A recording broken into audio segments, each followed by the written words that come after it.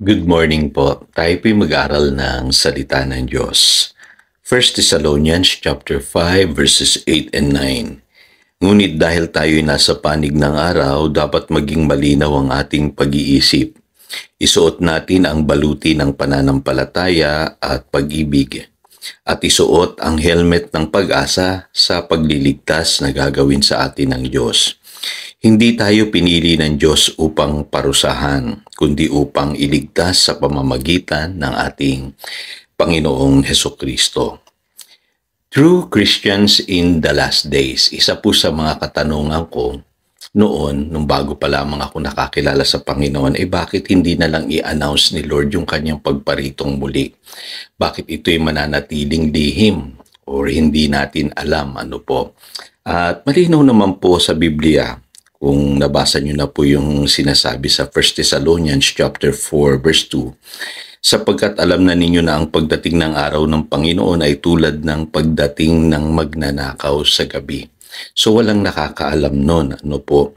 Kaya lamang po bakit ganoon, ano po, hindi ba natin pwedeng malaman, ano po, at makapaghanda tayo. Parang naalala ko nung estudyante pa ako nung araw, kapag may test ako bukas, ngayon pa lamang puspusan na akong nagre-review para mapaghandaan ko yung test na mangyayari kinabukasan.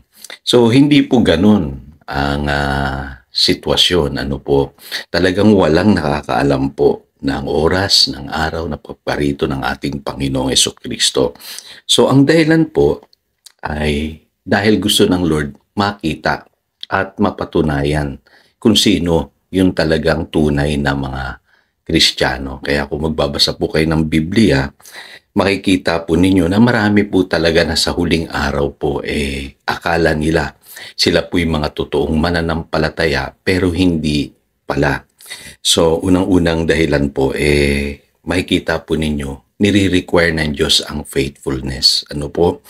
Kaya naalala ko po yung kwento po doon sa Matthew 24 verses 44 to 50 na kung saan tinanong ng Panginoon, sino ba yung alipin na pwedeng pagkatiwalaang mamahala sa ibang alipin?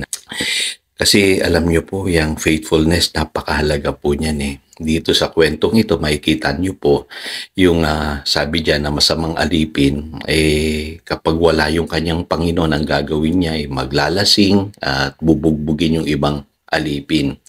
Ang inaasahan sa atin ng Panginoon ay yung maging tapat tayo kahit walang nakakakita. Kahit hindi natin alam yung oras at araw ng kanyang pagparitong muli. Pangalawa po, God wants us to be vigilant. Ano po? At yung pagiging vigilant, papagbantay. Sabi nga rito sa tekstong binasa natin, dapat malinaw yung ating pag-iisip. Ano po? Kasi malinaw din po na sa Biblia, yung mga masasabi nating mga hindi naghahanda, hindi totoong mga Kristiyano yun Naalala niyo po yung kwento sa Matthew 25 verses 1 to 12, yung parable of the 10 virgins.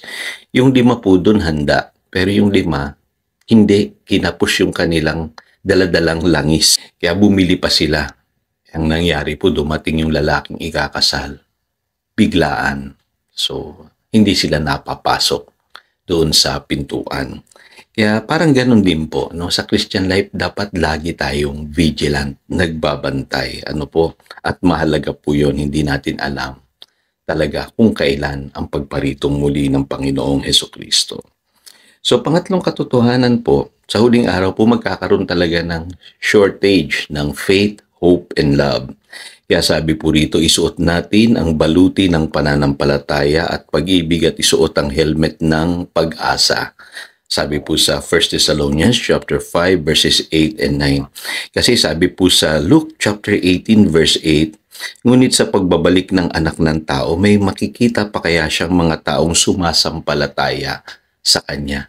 So magkakaroon pala ng shortage ng pananampalataya sa huling araw. Ngayon sabi sa Matthew chapter 24 verse 12, ang kasamaan ay lalaganap kaya't manlalamig ang pag-ibig ng marami.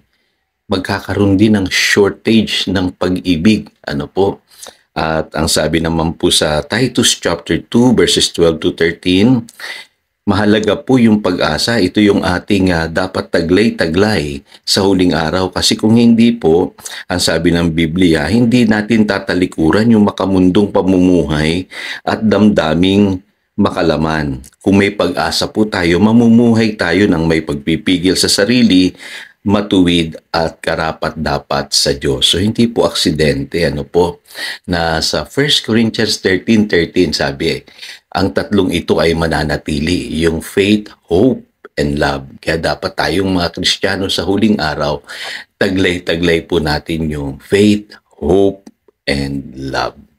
Kaya alam niyo po, mahirap talaga sa last days, macha-challenge tayo dahil sa paglaganap ng kasamaan.